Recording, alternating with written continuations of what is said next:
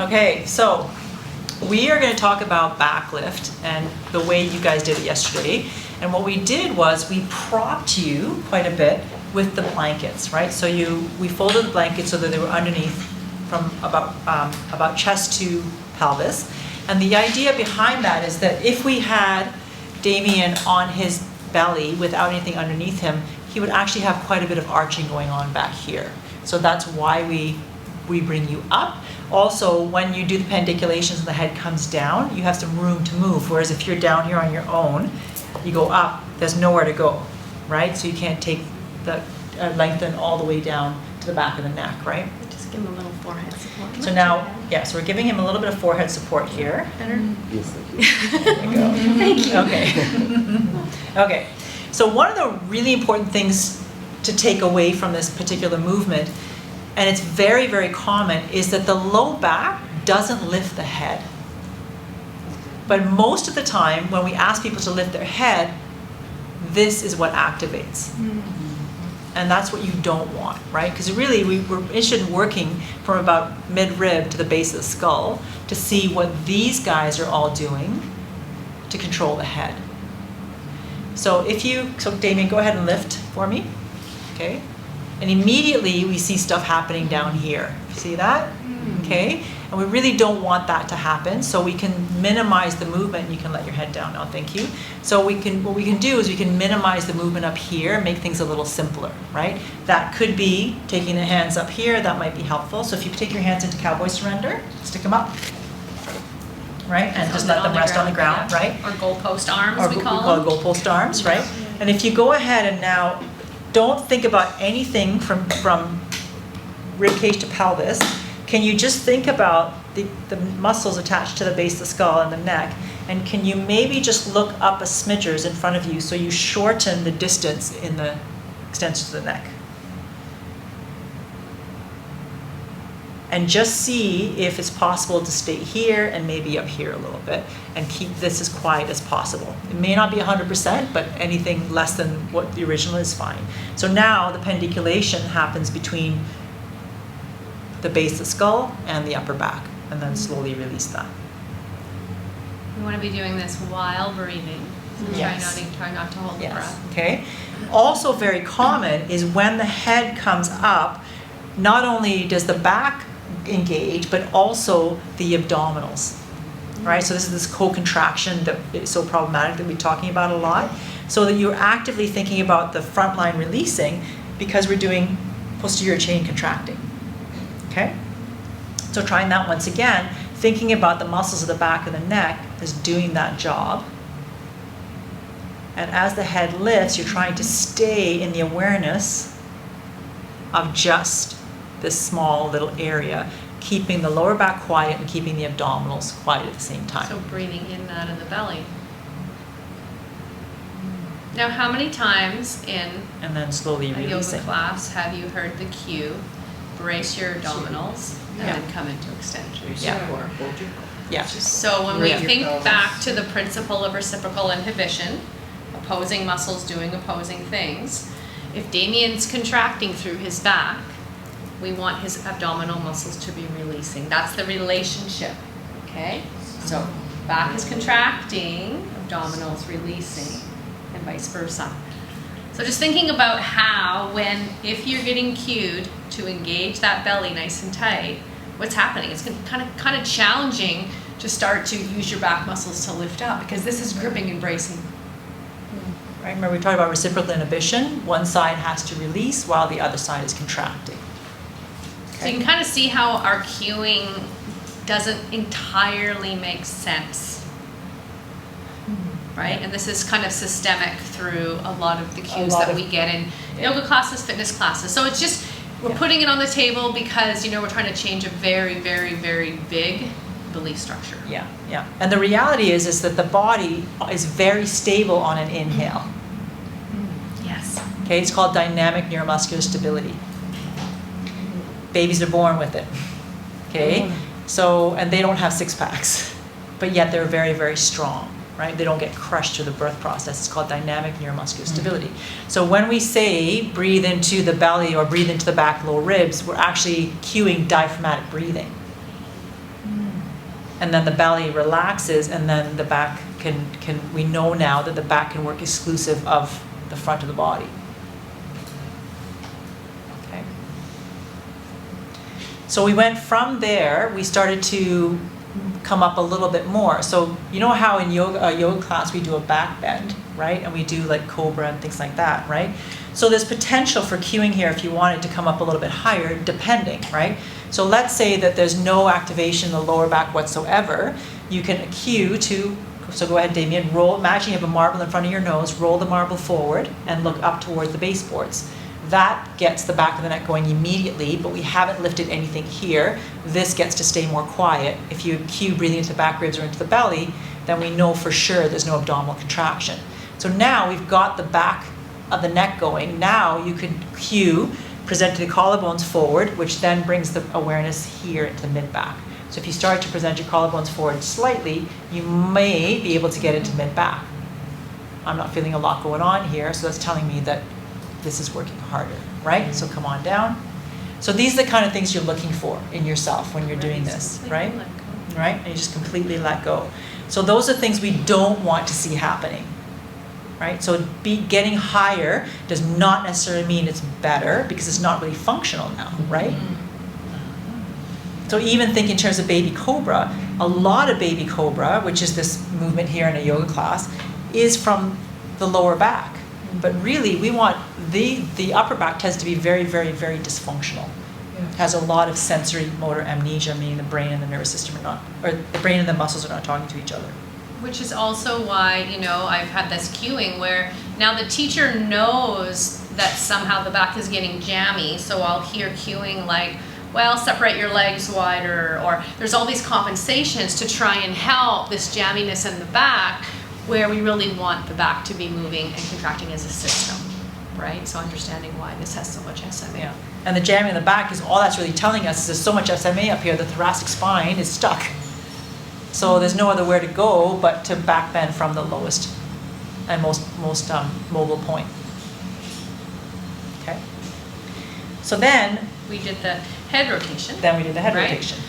So Damien, you're going to start to sense just down the right side of your spine, neck and upper thoracic spine. And you're going to start to lift your head a little bit, looking over your shoulder with your eyes, sensing and lifting the head a little bit. Can you start to feel this side of the spine? Okay, you're putting your brain there, right? Sensing and feeling, step 1 of your pandiculation. Once you feel like you've got it, you're accessing, visualizing that, then you're slowly, step 2, slowly consciously lengthening, starting to come on out. Can you sense the change in these muscles, the lengthening of these muscles? Coming all the way back to your resting position, nice. And then did you notice he released there, the shoulder released a little bit, and then he's just feeling for a state change in these muscles. Right? So often when we're working with someone, we can feel from step 1, from pandiculation 1 to pandiculation 3, going from, you know, hard to soft. Right? Yeah. So that's where working one-on-one is really nice. But if you're in a class and you're a teacher and you happen to be teaching this, you could come around and just, if it's okay with your students, tapping. Do you want to try that again? Leading with your eyes, seeing what you can feel on your right side neck and down into the upper cervical spine, and just notice. Are you still breathing? Can you release your abdominal muscles?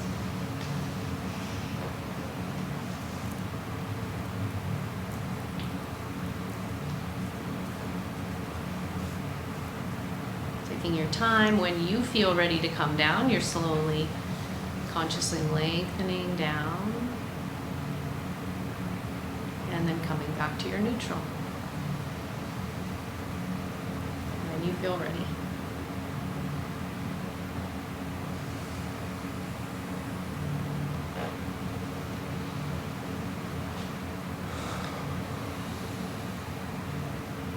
Then, do you guys remember what we did next?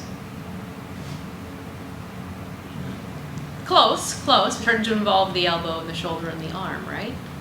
So now we said, can you use the muscles on the back side of the shoulder to start to lift the elbow creating a retraction of the shoulder blade towards the spine.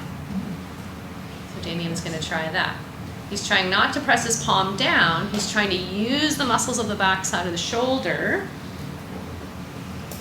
And the initiation is from the muscle here, the rhomboid. Because often what happens, the initiation will come from the front, or it'll come from some kind of pushing with the arm, versus starting from the place where which is the what we call the engine. So the engine, which is the rhomboid, is going to pull the shoulder into blade towards the spine, retraction, and it's meant to come from this space. But often this has so much SMA that we're going to bring in a whole bunch of other things. So this is what you're feeling for. So it doesn't matter how tiny, what's more, it's quality, right, over quantity, or range rather. So that becomes a pandiculation of that space. And it's not that easy. Yeah. Yeah. Are you able to access that? Are you finding it? So you'll notice that we cue to release into the front of the chest, right? Opposing muscles doing opposing things. This is shortening. This is being asked to lengthen. He's coming up a little way. He's feeling into that movement. And then keeping your brain there, really sensing and feeling, starting to reverse. So consciously lengthening those muscles are lengthening, taking the shoulder blade out and away. Elbow down. Good. And usually when we work one side, you might notice some smuggling of other things. Like there was a little bit of other shoulder that happens because we tend to bilaterally. Yeah. And then we layered it together. Right? So we had you slide. You're going to slide your fingertips underneath your cheek and you're going to look to your right now. So you do a couple passes in that last position, right? And sometimes looking to your right can be really hard. So we'll often suggest forehead down. Yeah. If there's too much strain. So if you put the whole pattern together, driving that movement from the shoulder blade towards the spine, crazy glue on your fingertips, crazy glue connecting your cheek to your fingers.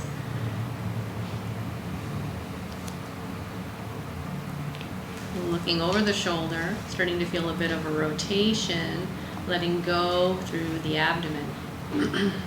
And all the awareness comes down the side that he's turning to face. So this would be, in this case, the right side. Notice how he's breathing really well into his abdomen and his body is doing a little bit of this, right? Versus bracing in the belly, which limits the ability to find those muscles. Take your time slowly releasing. Again, very aware of what's happening around the shoulder.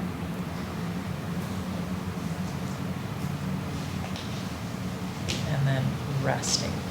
And this resting phase is extremely important. The brain is still learning in the rest, right? Because we tend to see, contract, slow, controlled release, a quick turnaround, and then back up again. But the brain is still in process. So we have to take this, what we call this pregnant pause, and let the whole body rest. And I'm sure a lot of you also noticed when you were doing this practice yesterday that you were getting tired. The body was asking for rest. So we don't want to go through repetition. It's 3 and that's it. And then we move on. The brain's had enough, right? And then we take opportunities for breathing and resting. Another key indicator here is what's happening in the lower back. So as the lower back releases, the breathing begins to improve and it starts to get a little bit deeper. So you'll see have a sense of in your own body that the pelvis is tipping on the inhale and this lower back is getting longer and the fibers are getting softer. So we're looking to see that there's more length and space in the breath and that the breath is more diaphragmatic in nature, meaning that it's initiated from the diaphragm and then expanding in 2 directions. And we're looking to see that this is getting easier. So remember yesterday we were talking about counter rotation, walking, right? So when we walk, when we step back, shoulder gets closer to glute. When we step forward, shoulder moves away. So this movement of back lift is improving our walking, running, forward motion pattern. So now Damien's going to bring his awareness into his left bum cheek. And you're going to start to use that connection from brain to left glute to start to contract your glute. Noticing if you want to press something into the floor to get there. This is where the co-contraction of the quad could have come in. Because glutes had a lot of SMA and they were sleeping, so you're trying to almost propel yourself up, possibly. When this glute is contracting, you should feel the leg is lightening, because that's the glute's job, right, is to take the leg into extension.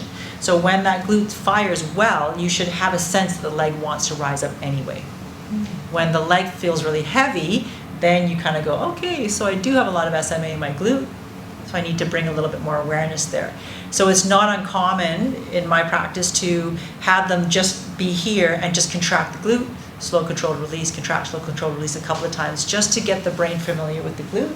Then we try again to see if the glute has the capacity to extend that leg back.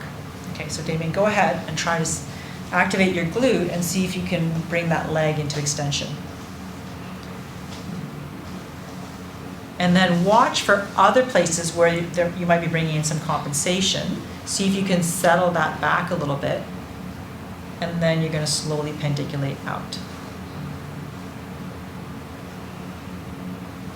And as you can see, the movement doesn't have to be huge. What we'll see is that the leg comes up so high that the body tips over to the other side. But we really want what we call headlights down, so that both hip bones are down, the pelvis is in a level place, so that when he's lifting, we're not seeing a shift of the pelvis off to one side. Okay? So now, guys, watch over here. Because remember, we're talking about a pattern. So as he contracts his glute on the next one, notice how the shoulder counterbalances. It should be doing that. So contracting that glute, creating that leg lift, and then now organically let your right shoulder start to,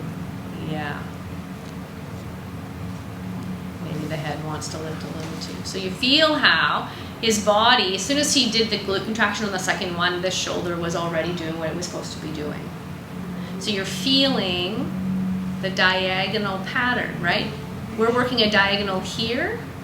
It would be the same thing if you were working a diagonal with diagonal arch and curl on your back. No different, just different relationship to gravity. Yeah. And now you follow that line. Imagine it's shortened. And then you slowly sense and feel the lengthening and the releasing. And of course, you can let your head come to neutral if it feels like your neck needs a rest. And it's complete rest. It's a ha. Yeah.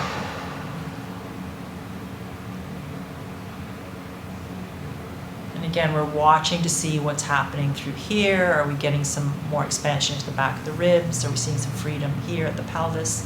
Because the back is a little more comfy, and therefore the muscles are resetting and we're getting more space and room. Okay, try that again. So activate the glute. The glute is working. We'll feel the leg will float. Remember the front of the hip. We don't want the psoas shortening here. We don't want the quad to be helping. We want the lower belly to be relaxed and all the way across to the front of the shoulder to be relaxed. Up to the shoulder. Allow the head to come with you.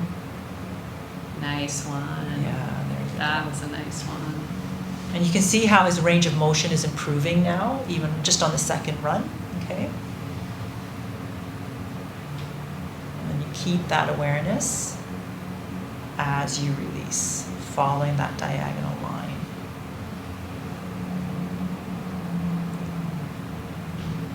And then nice big rest, nice big breath.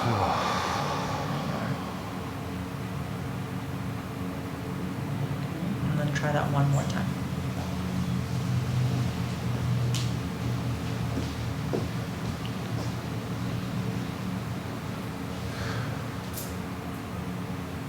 So one of the things we noticed a lot of, bringing this in, is that the contraction happened, but then when you guys came back down, the releasing wasn't happening, right? And so we talked about this before, where there's degrees of releasing, and we think we've let go, but actually there's a lot more room to go.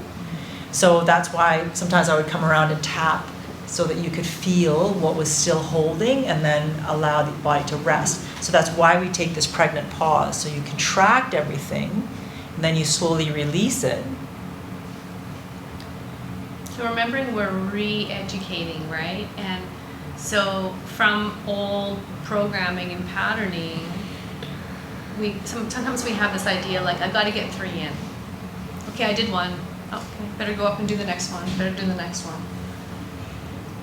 You could do 1 really well and Yeah. have more benefit than doing 6 fast, right? Yeah. So I'm going to have Damien take a nice big breath into his back lower ribs, and I want you to notice how much room and space there is back here now, right? Even having just done only one side. Maybe bringing your head back into neutral now, just let your neck go, and then bring your arm out to full post, or even that arm down by your side if you want. Comparing and contrasting what you feel. Nice breath. Yeah. Really nice. And so a beautiful breath is the byproduct of creating space. So much of our torso is battened down that we're not even able to breathe. And remember we talked about breathing and the nervous system. So when you're not breathing well, you're actually activating that fight or flight response in the nervous system. So this byproduct of releasing muscles in the trunk and resetting their length creates improved core stability and improves the breath. And of course, breath and core stability are directly related to each other. And of course, we're getting that release of tension in the body as well. And I think the other interesting thing about, to remind you about reciprocal inhibition is that remembering that we can go after what we think. So I remember this from my own experience with Yoga North. I had tension in my right side belly, and I kept going diagonal arch and curl, and I was like, oh, I'm going to pandiculate this out. I'm going to pandiculate it out. And then we started to work into the lower back. And I pandiculated back here, and this let go, right? So we always want to consider what's the relationship. So front to back, side to side. Do you want to do the other side, Damien? Looking over your left shoulder now, just starting with the head and neck. Sensing into cervical spine and upper thoracic, just with your head starting to look over your left shoulder.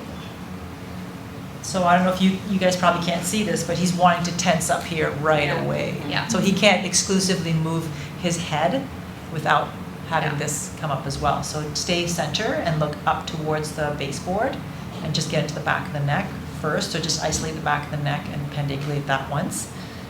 Coming down slowly. And now when you go to do the turn, try to come into the left side of your back. But he already knew that about his body. Yeah. So we're not in the shoulder just yet. We're just thinking about the muscles that are going to lift and turn the head, right? And then slowly coming back down again. And so many of our movements are all kind of bunched together. So we have so many compensatory ways in which we can move. And so when we do this, we're breaking the movement down into pieces to build it back up into one large movement.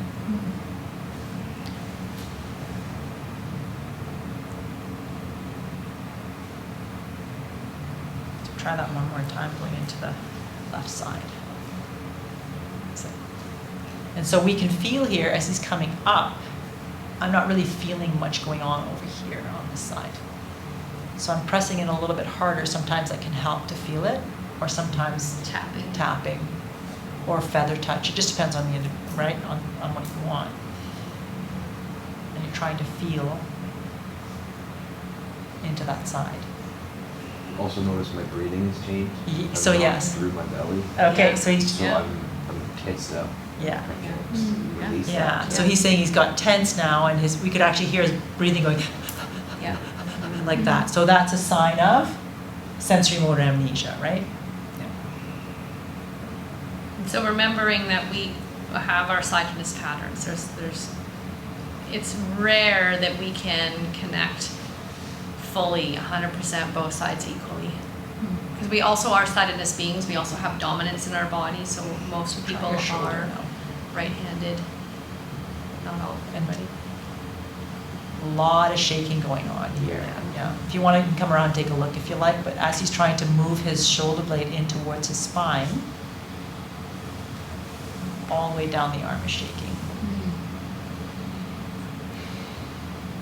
So that's awesome because that's an opportunity. And so when you feel that in your body, you know, just take your time with it. Move a little slower. Notice what he did there. So his right shoulder is coming in, even though all we're trying to do is just retract the left shoulder blade. That's it. It's a pretty simple movement. And he's really, really struggling to get it done.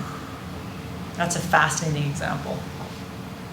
And I'm sure some of you probably felt that in your bodies yesterday too, right? Mm-hmm. Trying to get the control of it and you just wasn't there. And it can feel really frustrating when you're in that space. So you don't want to, like, you know, give her and get yourself all, you know, frustrated trying to get it. You just kind of go, okay, so clearly I have a lot of SMA there. If I feel up to it, I'll try another one. If I don't, I'm abandoning a ship and move on. And maybe a big back lift is really all you're going to need at that point because it's just too frustrating to try and get into this space. So just having the awareness that this rhomboid is the engine, right? It's what's going to move the shoulder blade towards the spine. That's better. Much better.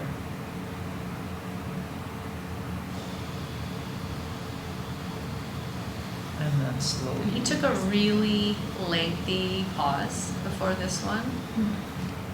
It's literally an opportunity to give the brain a break, and he came back in way more clear, way more connected, and then coming on down. Much, much better. Way better control. It can be as fast as that, which is super cool too. So remember that the improvements. So now try the big back lift. The improvements in motor control mean that there's less of that shaking, right? We have more. It can become smoother. Range of motion increases. So try your right glute now.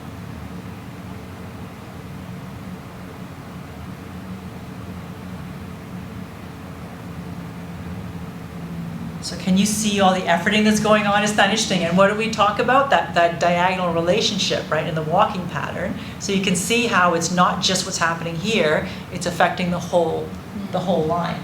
Yeah.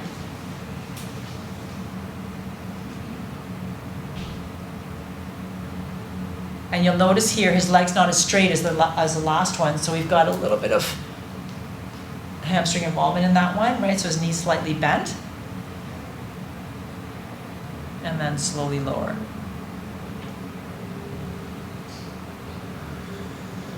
So that's why it's so important to understand the body as a system, to recognize that even though the shoulder is not working properly right now, it's connected to a much bigger pattern. So if we can go into the whole pattern and address the whole pattern, we could probably just find resolution in what's going on in the shoulder or vice versa. Yeah. So now try putting the whole thing together. So fingers underneath your cheek or your forehead, depending on what you're comfortable with. So now we want to connect right across that cross-body pattern that is the walking pattern.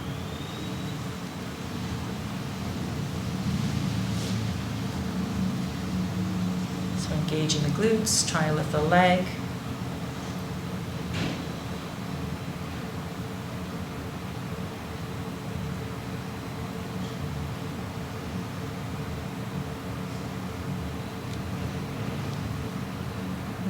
Armpit. And we can even see from our vantage point that he's having to concentrate on this lot way more. You can see that, right? Yeah, yeah. It's taking a lot more effort to get this connection going. Yeah, you can see that, right? Yeah, it's more shaky. Yeah. Okay. And then slowly releasing.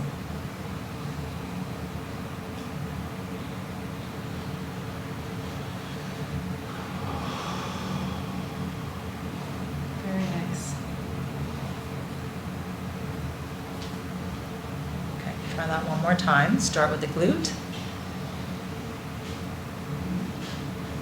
So we're looking for an engagement here. We're looking to see if the leg will float more easily as the glute activates. We then go up to the shoulder. The elbow begins to lift. The head starts to come up. The shoulder blade draws in towards the spine, so towards the into retraction here, and then imagine you could pull your shoulder blade into your back pocket, and you're going right across, connecting the 2 points. And you can even see a difference in how the shoulder lays compared to the other one. It's not as flat as the other one.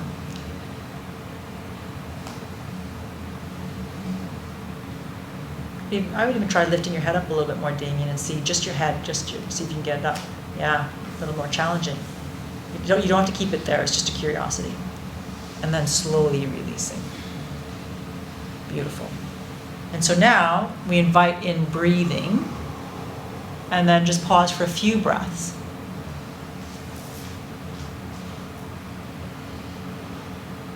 And what I'm looking for is length here on the inhale, because the entire trunk is participating in breathing. Breathing goes down and up from the diaphragm. It originates here, but it goes up and down and out to the sides, right? Very 3D.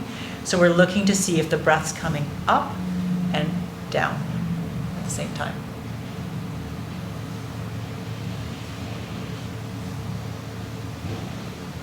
Okay. Questions? So Damien, do you want to slowly roll onto your back and come off your belly? I'll take the bolster or the blanket out. You have bent knees. To start with your knees bent. Just like On your back. sorry. So your sinuses time to clear and you're feeling yourself on your back. So Roxanne, you had a question? So the last pandiculation that you did, I noticed that the muscles in his mid-back were really engaged, and even the shoulder came off the ground. Yeah. Is that okay? On the right side, on the left. On the one that Wasn't working? shouldn't yet. That should not be working, yeah, so yeah. So when you saw that compensation Yeah. on that, yeah, Yeah. And the muscles in the mid-back too seem to be firing. on that side, Yeah. yes. Is that okay? Yeah, so really, ideally what we want, so muscles don't work all by themselves, so it's really hard to kind of isolate Yeah, them all. yeah. However, we want things to look a little clearer, Okay. right? So yes, you're right that he was working a little bit harder, like wanting to bring that in. We Yeah. can even see that lifting that was happening. So yeah, so that's the kind of stuff you want to feel in your own body. Is it, what are all the extras? We call them compensations that I'm bringing in to get this movement done. And then that's when you can start to break the movement down, make it smaller, so the range of motion could be smaller, for example, or you just don't do the whole big thing because all you're doing is bringing the compensation anyway, and if you can't control it, then why do it, right? So you can play with this in a million different ways when you're doing your own practice, yeah. So Damien needs a little grounding. Yeah, Yeah. my back is activated, for sure. Your back is, Yeah, it's activated. It just doesn't want to release, it seems. A little bit of arching and flattening. yeah. It was very interesting to see the differences of the shoulders. Right. From my perspective, his left shoulder are almost sort of buckled up, Uh-huh. whereas the other side, from my angle, And settle down. is Yeah. more flat. Yeah, Yeah. Like almost like he's trying to yeah, do this as Yeah. opposed to Yeah. getting the So his required muscles going. Yeah, so his body has a bit of SMA here in the serratus muscles. So he on the left side he needs some side body work, which will then release the muscles that are holding that shoulder blade a little bit high, and then he'll find as he cycles between back lift and side curl, he will start to notice that shoulder will move differently. So when he came out of this, he said that his back feels a little tense, right? His back feels tight. So using arch and flatten can be really, really helpful for flushing out Yeah. stuff like that. So I often will have people do arch and flatten, 10, 15, 20 times. And usually what'll happen is the first few will go, right? And then all of a sudden they're like, oh, wow, whatever that was, it's gone now, and I can move way better. So Damien, we're gonna have you do the same thing, just roll back and forth through arch and flatten a few times. Don't force anything, you're not trying to find your back contraction, find your abdominal contraction, you're just allowing the pelvis to roll back and forth, being really free and easy about it, going in both directions. Okay. And you can speed that up a little bit so that it's a bit more flowy, and roll in the opposite direction. So guys, remember as he's rolling this way, that's the arch. belly releasing, back muscles contracting. And as he rolls the opposite way, that's the flatten. Remember, and the movement is driven by the abdominal muscles, not the legs, not the feet, not the bum.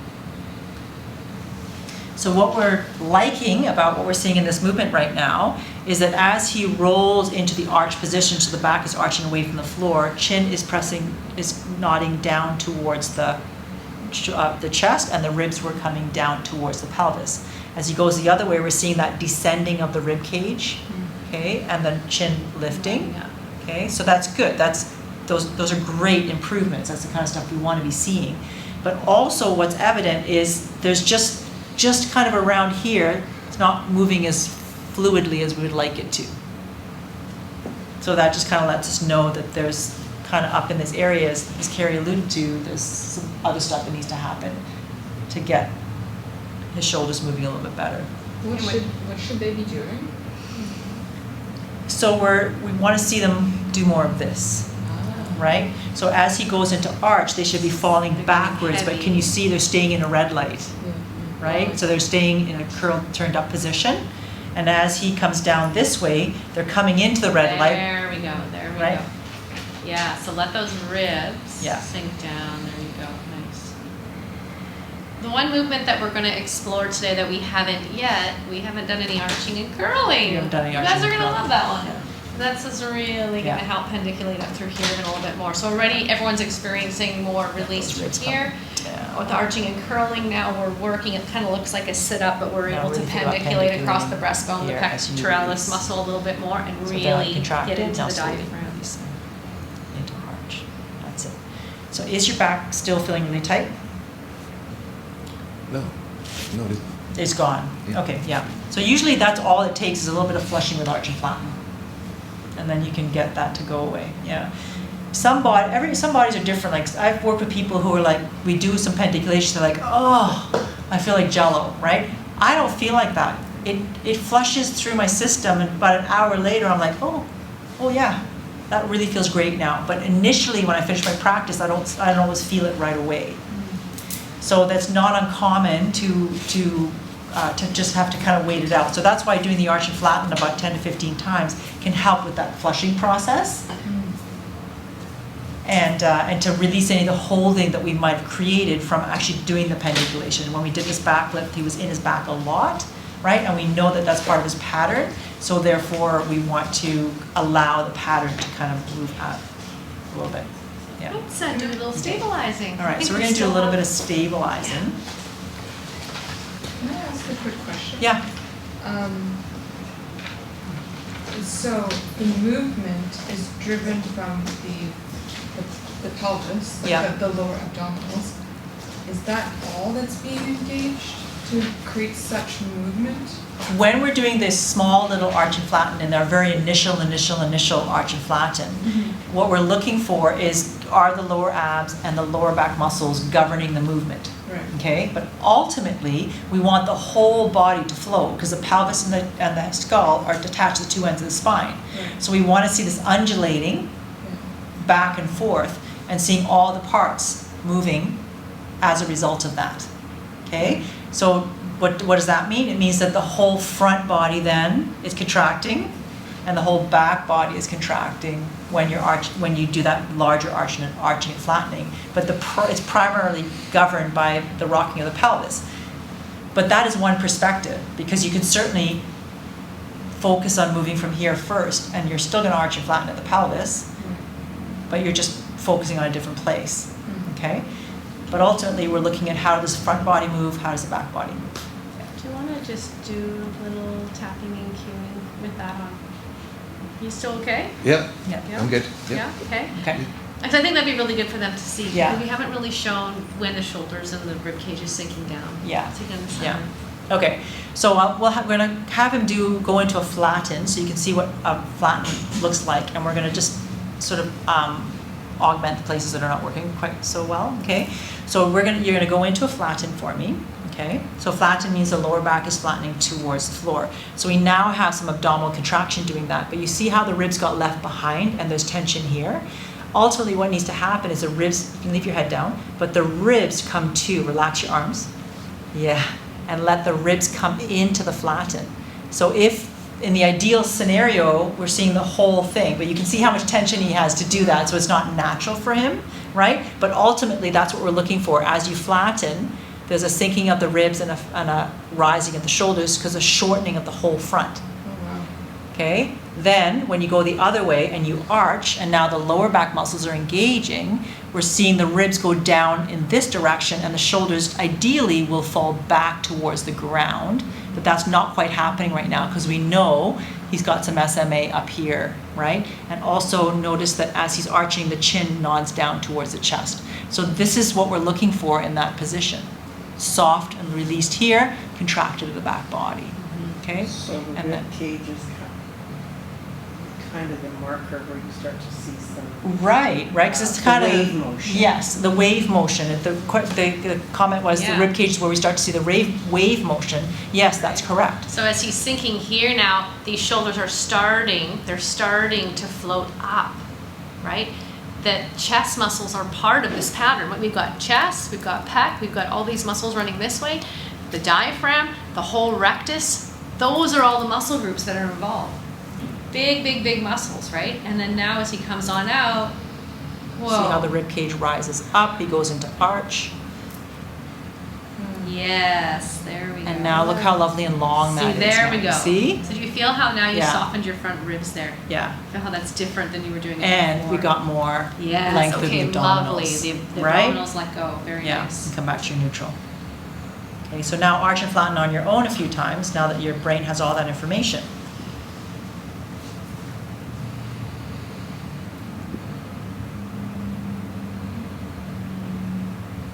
Okay, and you can see when we leave him to do on his own, he's still struggling a little bit to figure it out, right? And that's only because there's SMA in the system, so the system's not free to move in certain parts, right? And then when you go into your arch, yeah, see how you had to think about letting his abdominals go, right? Mm. Yeah, good. And then coming back to neutral. Perfect. And in the flatten now, you might think about letting your back go. That might help you. There, that's better. Yeah. Just really thinking about the back line's getting long. Front line's getting short, guys. So always think pulley. What's the opposite thing doing? So that now- can really help the brain. Yeah. So now come back to your neutral. So what we want to do now is we've created a lot of release in the body, and now we want to connect the legs back into the core, okay? So notice when you guys were feeling super groggy, and then we can put the legs back into the core, you woke up, okay? So we want to have that whole sort of rebounding system, that whole core stability system pop back in again, if you will, okay? Because we sort of release things, but now the body's kind of going, well, I was holding myself up like this before, but now I don't know what to do. Okay, so we want to ground. So there's a few ways we can do that, and some of these are already in your program, and you'll find them on our channel. One of the quickest and easiest ways to do that is to stay in this position, and then we're going to be pushing the feet down into the ground in just a second. Okay, and I always say to people, imagine you have eggshells underneath that are already cracked, but you don't want to really crack them that much more, but just crush them a little bit, so it's not a down into the ground. Okay, then we want to breathe in a way that's dynamic. So meaning that we breathe into the back lower rib cage. And if you take a breath now, Damien, into your back lower ribs, what happens is the pelvis and the rib cage remain in a neutral place as a result of that dynamic inhale. So when we go to lift the pelvis, feet pressed down, big inhale, because we don't need flatten. Right? So if we hold that big inhale, then we don't have the ability to flatten, okay? So you're going to do that big breath in first,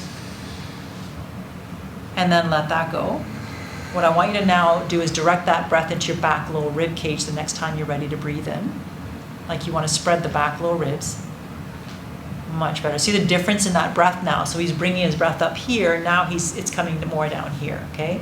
So breathing into the back ribs, now that looks like a more neutral, stable place, okay? So now when you do that inhale, you're going to gently press into your feet.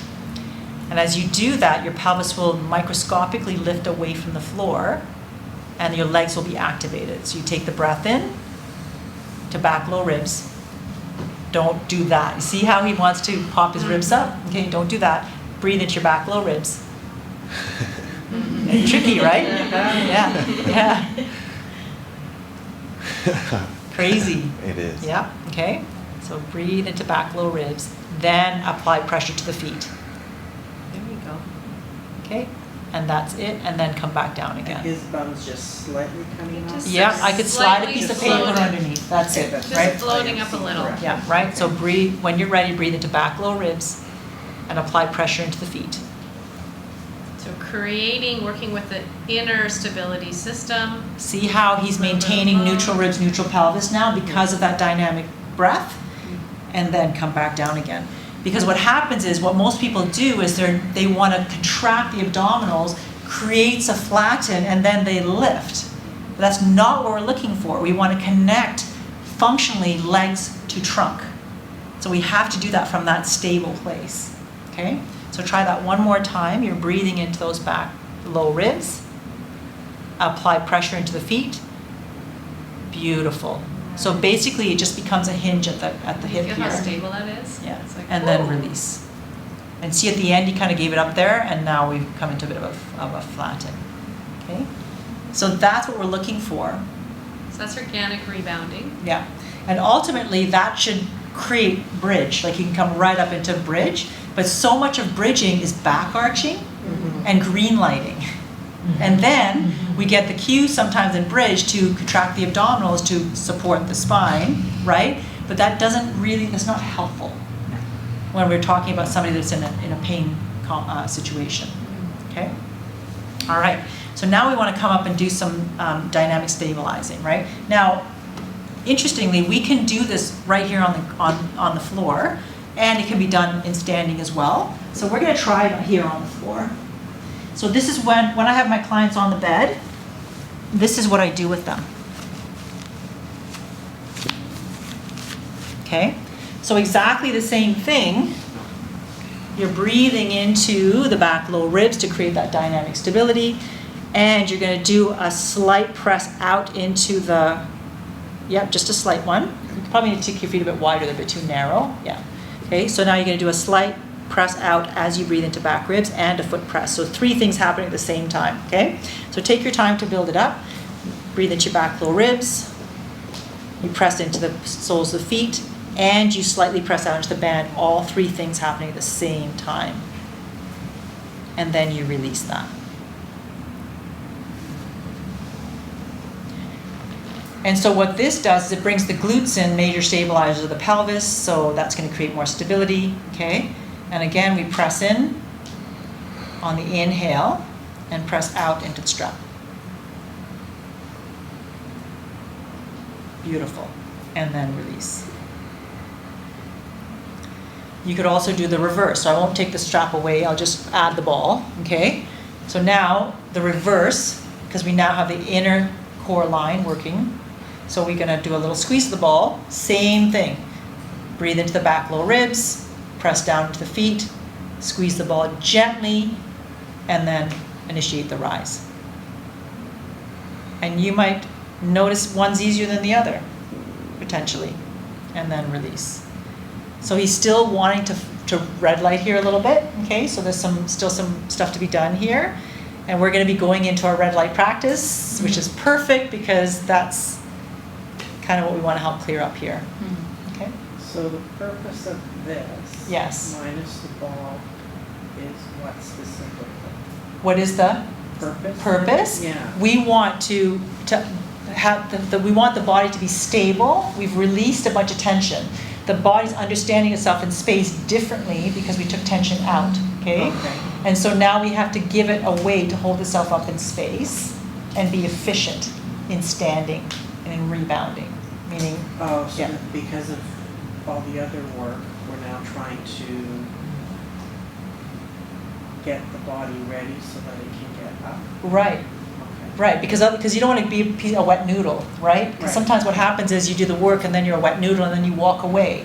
Think about like going for massage. You Right. leave as a wet noodle, or you don't have without treatment, you leave as a wet noodle. You haven't actually like ground the whole system back in place again to hold the work that you just did.